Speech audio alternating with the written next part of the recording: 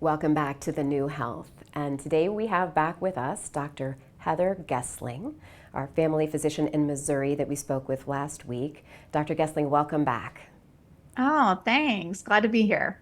So glad you're here with us today. So last week we spoke a bit about direct primary care and the work that you're doing and the amount of time you get to spend with patients, which is invaluable.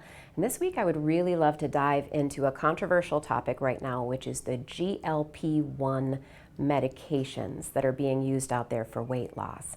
So first, I'd love for you to explain to the audience what these medications are and if you're for or against them. Oh, yeah, let's talk about it. It's a hot topic right now. I do use GLP-1s in my clinic. Actually, technically, they're GLP-1 receptor agonist, and GLP-1 is glucagon-like peptide.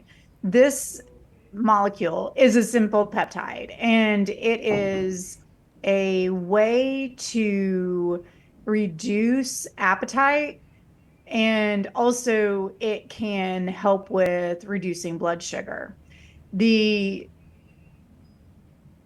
reduction of blood sugar is glucose dependent, meaning if you do not have high blood sugar, it will not reduce it should not.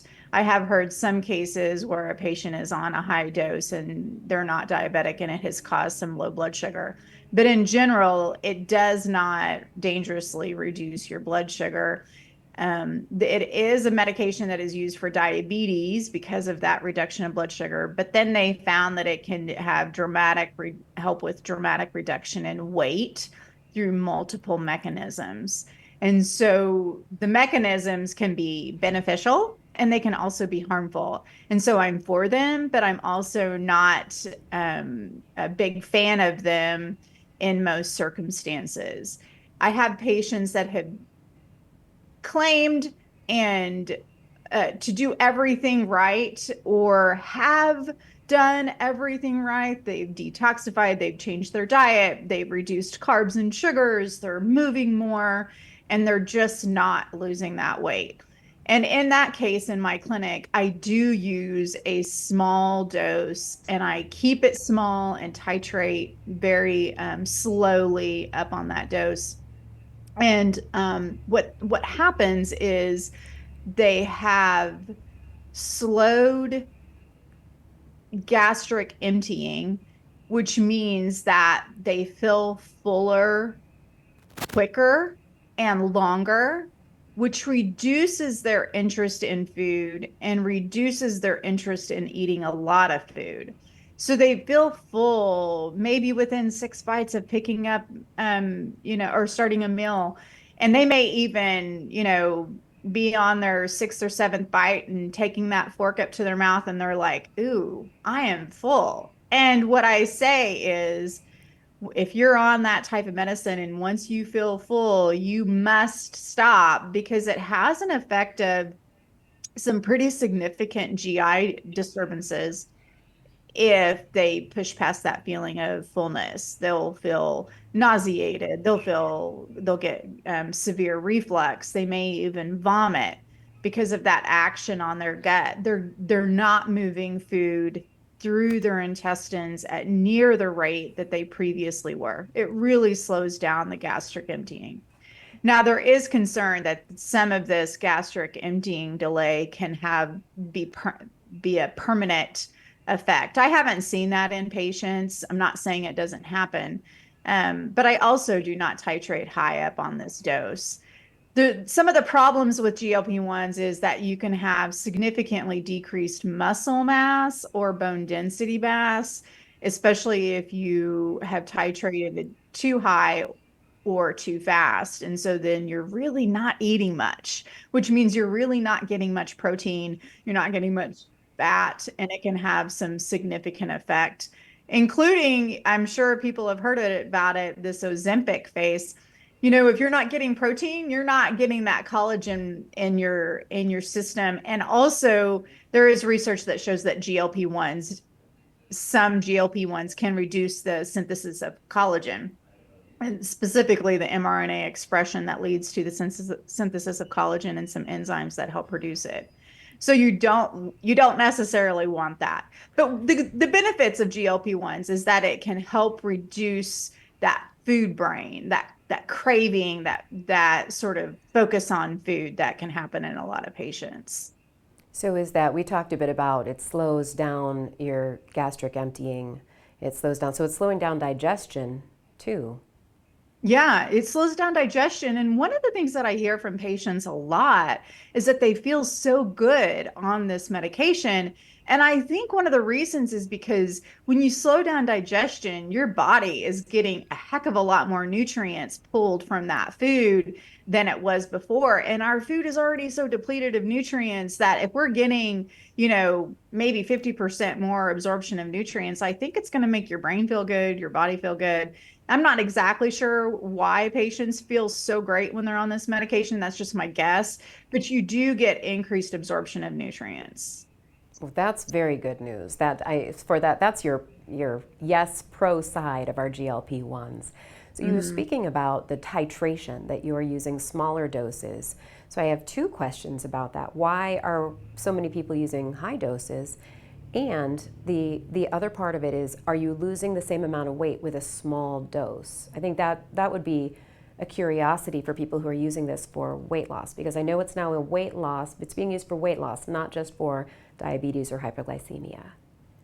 Yeah. So I use a small dose, but I do intense education about what they need to be doing at the same time as doing that small dose when I go low and slow, which is you really must cut out toxic foods. You got to cut out the carbs and sugars, and you got to eat a lot of protein and a lot of fat. And when people hear fat, they're like, what? But we've been told for decades, get rid of the fat because that's what makes you fat. And it's actually the opposite.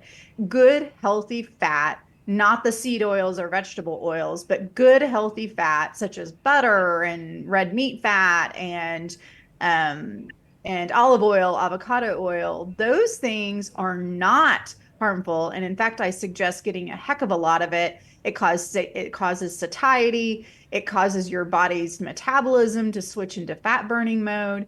But so when patients are getting those good nutrients, reducing sugars and carbs, reducing toxic foods, they can have significant weight loss paired with that low dose of GLP-1 that helps reduce their interest in overeating or their interest in snacking or just in general having that food brain where they're sort of, grazing all day. I would say that the benefit of the low dose is that you don't get that loss of lean muscle mass or loss of bone density, which has been seen. Now, the insurance companies, pharmaceutical companies are sort of pushing this heavy titration on patients. I have seen that some insurance companies are not paying for this medication unless I move up to the next dose. They refuse to fill it and pay for it at the lower dose, which is incredible because I'm the physician and I decide the dose, not the insurance company. But there's been this sort of brainwashing that you got to get up on that dose. You got to get up to that higher dose to really achieve that weight loss. But that's not what I've seen in my clinic. Wow, so the insurance companies, they cover what has been studied, which are higher doses, and that's usually how that goes. And so That's are usually we, how that goes. Yeah, but yeah. I have used compounded GLP-1s in my clinic, the semaglutide, the tirzepatide. I have used those and we don't go through the insurance companies. And a lot of times with patients who have insurance, it's not that easy to get the GLP-1s covered. There are some that are FDA approved specifically for weight loss. It's still an expensive medication. So we have used the compounded forms. When it's compounded, do you find it more affordable for patients It's when it's more compounded? affordable. I have seen that there is some decreased potency on the compounded doses. Some companies more than others, but we still get the benefit of changing the food habits. The goal of that medicine in my clinic is to change food brain, change that food noise that patients get them away from this thought of eating all day. Once patients have been on a course of one of those GLP-1s, they notice that they don't think about food like they did before, which is a big win. That's incredible. I love that. I think there's so much on for weight loss. How do we work with appetite? How do we make appropriate choices? And it sounds like what you're doing is you're helping people find appropriate nutrition plans and patterns to optimize their health and to help them with losing weight, but also optimizing their health and wellness through nutrition. Yeah. Yeah, exactly. We want to be able to utilize tools when appropriate. I kind of say that the GLP-1s are my tool that I use to get patients off of other pharmaceuticals. Because if I can get them off their insulin, or I can get them off their antihypertensive, or some of these other medications that are used to help with this metabolic syndrome or diabetes, I consider that a win. There is so much that is done wrong with treating metabolic disease, just throwing medications at it, that if I can help them get off those pharmaceuticals and utilize this tool, I also consider that a win. This is great. Thank you so much. I learned a lot about GLP-1s, our pros and our cons, about it's beneficial to help you get off of other pharmaceutical medications. It's beneficial for weight loss. The con being at high doses, we can see loss of lean muscle mass, loss of collagen. We as women certainly don't want that.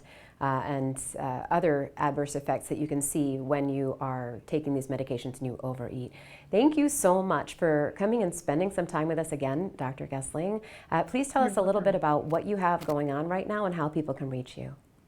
Yeah, so if you're in the state of Missouri, in central or any part of the state, actually, you can find me at gesslingfamilywellness.com. You can sign up as a member if you need primary care. I'm also doing a detox project with my good friend Christian Elliott, who's a health and wellness coach, and you can find us at www.healingunited.today. You got to put that whole thing in.